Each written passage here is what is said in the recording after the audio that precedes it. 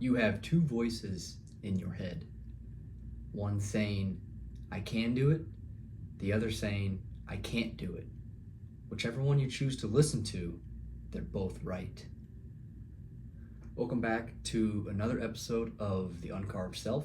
I'm your host, Josh Stewart, and today what I want to talk about is that voice inside of your head and how it speaks to you and how you speak to it. And the main theme of today's episode is how you are not always your thoughts. Inside of our mind lives two selves.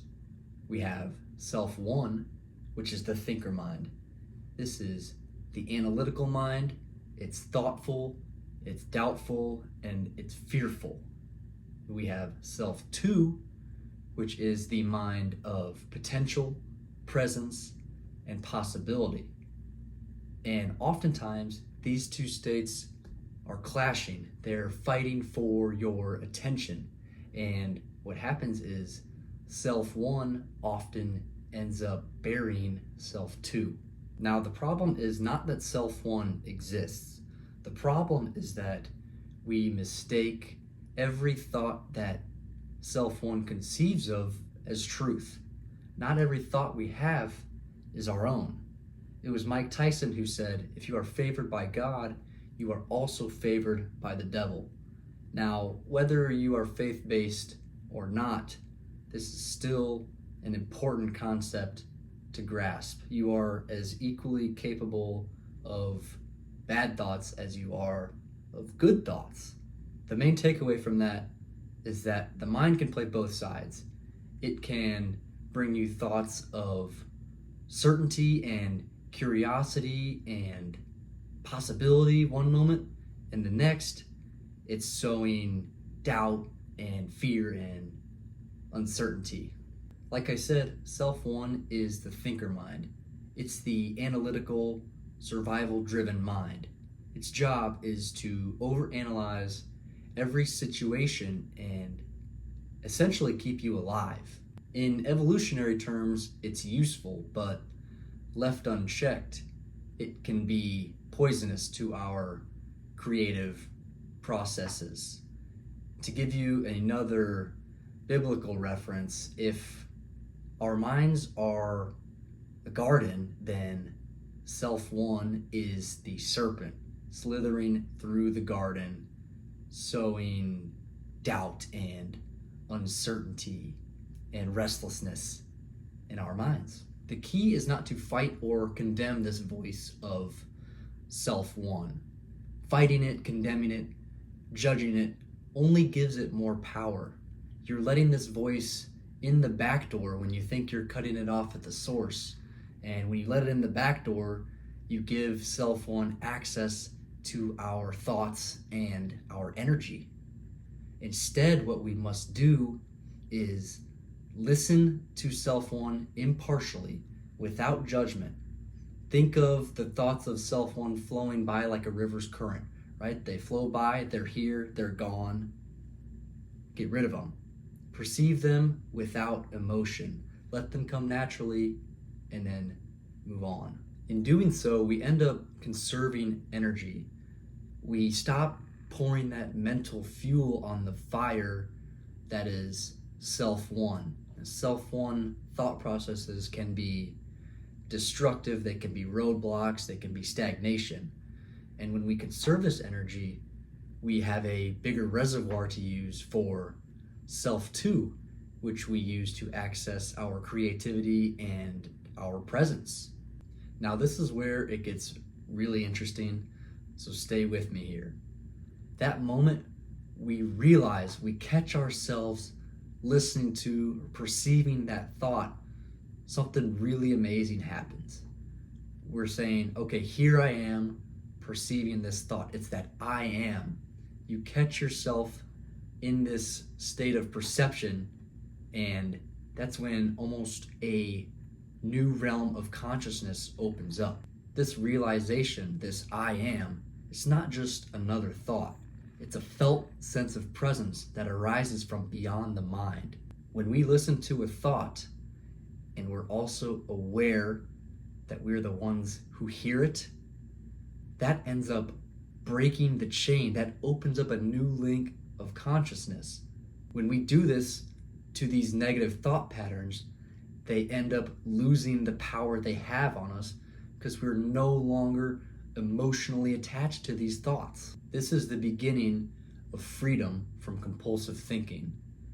When a thought subsides, we have a brief moment of stillness, and this is called the gap of no mind, and that comes from a book called The Power of Now. It's a great read. I implore you guys to check it out. And so when we have this brief gap of stillness, it may only last a second, right? A couple moments or a breath or whatever it is.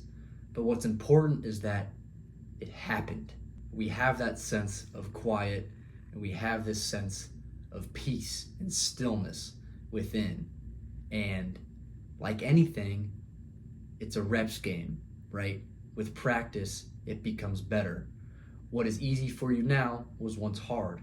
So the key is practice. Practice, practice, practice. Practice breaking this stream of thought patterns and get in the habit of perceiving yourself, perceiving essentially.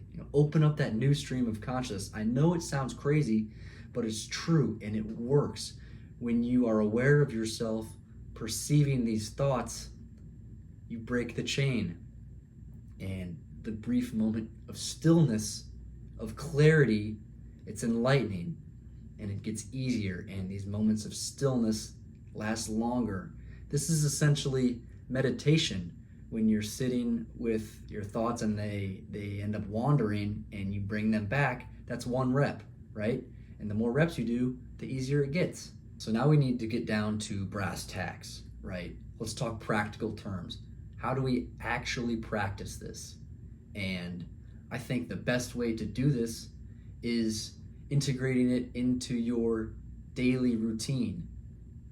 Practice it with tasks you would normally speed mindlessly through, that you do aimlessly every day. Brushing your teeth, doing the dishes, folding your laundry, whatever it is, do it slowly, do it intentionally. Give it your full, undivided attention. Really open up your senses. Feel the water. Feel the texture of the pan as you dry it off. Feel the cotton of your shirt as you fold it. You know what I mean? There's 1,000 examples you can do to really expand your presence and just embody the situation. And that's one way to really practice this, expanding this stillness and being fully present. Another thing we can do is intentionally focus our attention on what is, right? The air on our skin, the sensation of our breath. When you draw your attention to these things, you are taking it away from that of the racing mind, and you are putting it to a better use. Like I said, this is essentially the practice of meditation. When the mind wanders, you bring it back. As you meditate more, it gets easier to bring the mind back. The mind doesn't wander less, it just gets easier to bring it back to that moment of stillness. And so I will close with this. Remember that not every thought you have is your own. Not every thought you have is deserving of your attention. It's important to remember this, and it's important to remember the steps you can take to kind of clear out the cobwebs up there and really make sure you are giving your attention to the things that really matter. Thank you guys for listening. I hope you enjoyed. I know this episode is a little bit out there, and I hope you guys could kind of grasp the concepts I was talking about here. Again, if you guys are interested in the essay form content I do write on Substack, there will be an essay accompanying this video. So if that's something you guys are interested in, I will drop the link to that in the comments. Make sure to check that out. Also, make sure to like and subscribe and drop a comment on any topics you want to see me tackle. If there's anything that is really interesting to you, let me know down below and I will give it a shot, all right? Thanks for watching, guys. Peace.